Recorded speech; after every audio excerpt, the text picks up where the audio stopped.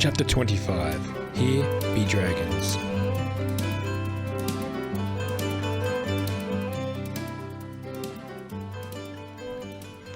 Cartographers from long ago used to draw dragons, sea monsters and other made-up creatures in the unexplored territories on maps. It was their way of warning that there could be danger in the unknown, and it's where the phrase, "Here be dragons," came from. If this story was a map, this is where the dragons would go, because after Annika and Drumlin went into hospital, and we didn't know when they'd be back, it felt a little like we were off the map, in uncharted waters.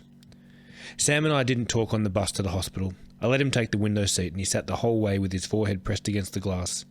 It reminded me of that day we went up Arthur's seat, all of us, and I thought how long ago that was. Annika was lying on her side in bed and the curtains behind her were still drawn closed, except this time we could see the shadowy outline of someone on the other side. "Hello, my darling," Annika said, her voice coming out a little croaky.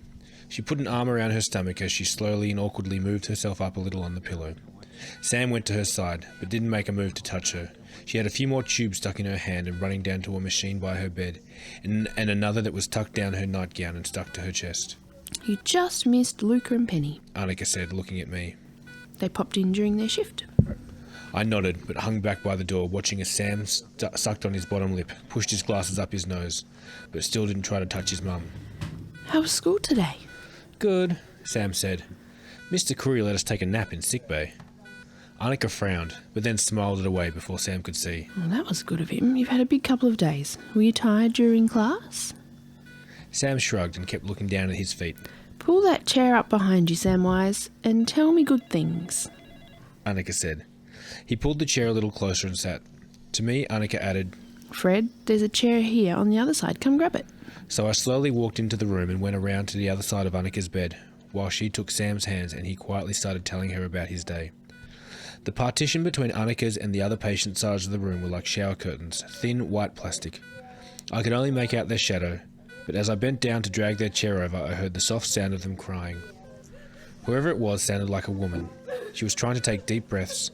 I could hear her struggling to breathe and cry, and making little sniffles in between, and I desperately wanted to pull back the curtain and see.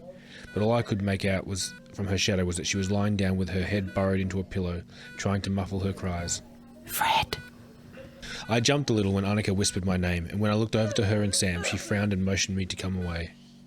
"Should I started to ask, but Annika shook her head. "She's been like that all night and day."